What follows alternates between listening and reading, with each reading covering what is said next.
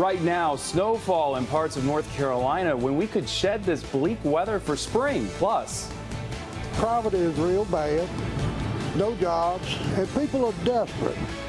A gas station clerk gunned down. Neighbors say the crime revealing a bigger problem in their town. And women take to the skies for a unique event at Fort Bragg. Live from the Triangle, this is WNCN News at 6.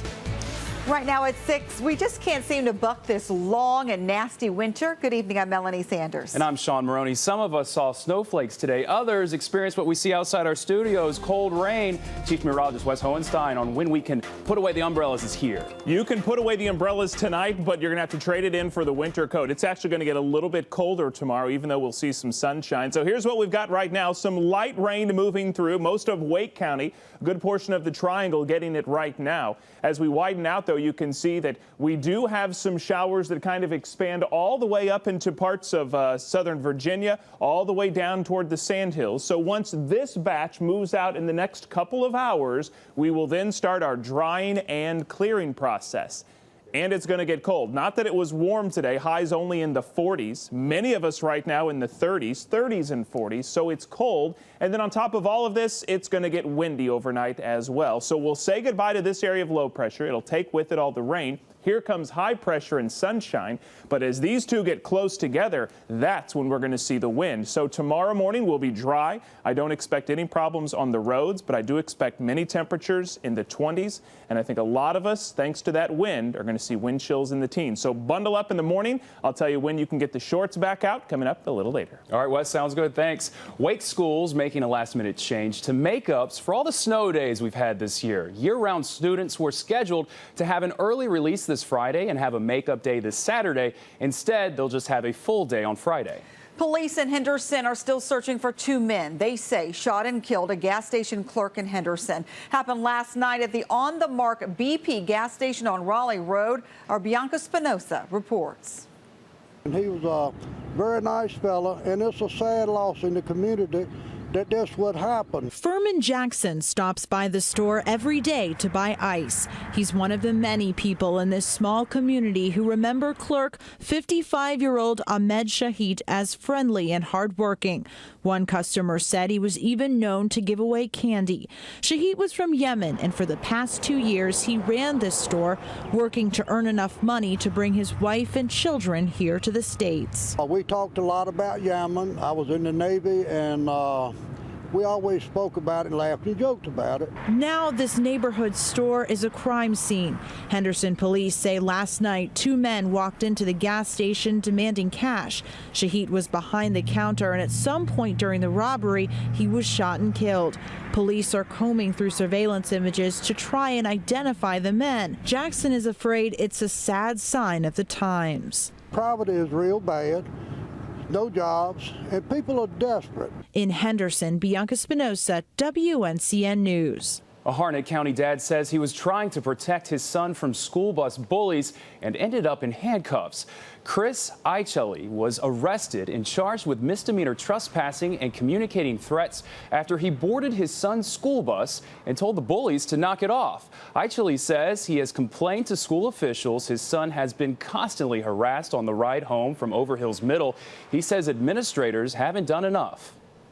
I'm not going to be one of these parents that comes home and finds their kid suicide victim. I'm going to stop that before it happens. The school system says it was the sheriff's office decision to file charges. North Carolina is one of the tougher states when it comes to bullying laws. We're one of 14 labeled in blue that prohibit bullying of students based on sexual orientation or gender equality. Gender identity, rather. Now, bad roads aren't just annoying. They could cost you $1,000 a year. That's the word from a transportation organization called TRIP. It all equals out at $6.5 billion of impact across North Carolina. Justin Quisenberry joins us live in Durham with the details. Well, Sean, you can see we're on Interstate 85 right now. Traffic's moving along just fine, but we've all been there, haven't we? Sitting there in traffic, and that's what's costing us the time, the money of sitting in traffic, and of course, also the cost of damage when you're driving on some of these roads that are in not so good shape. But fixing the problem takes money. The only way it can be done is the budget. They can move money around in the budget so it'll be more for the roads. But that's gonna make more tax coming out of our pockets. So I don't really know. I haven't had any serious like vehicle damage or anything like that, so I won't gripe too much. So we checked with the DOT today. Spokesman says that they're actually glad this report came out. It highlights this critical issue in our state. But, of course, the funding is a concern. This report outlines the concern being if Congress doesn't act this summer, we could have a dramatic loss of funding in North Carolina for the roads. DOT says it's constantly looking for new ways to pay for the needs in this state. Live in Durham, Justin Quisenberry, WNCN. All right, Justin, thank you. A downed tree is causing traffic problems in Raleigh tonight. It fell and took down a power line on Western Boulevard near Pullen Road this morning. Traffic is being detoured onto Pullen and through the NC State campus, so you or your loved ones will want to avoid that area on the drive home. We're told it could be sometime tonight before workers completely remove the tree from the road.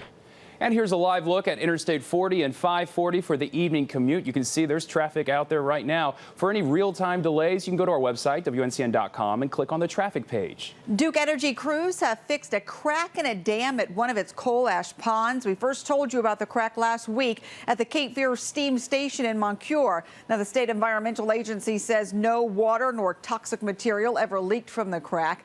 WNCN Investigates found this is not the first problem at the dam. The EPA sent a letter to the state last year giving all the dams at Cape Fear a rating of poor, meaning remedial action was necessary. The dam has also been given a high hazard rating for the potential environmental impact if it were to fail. Now, Duke is also facing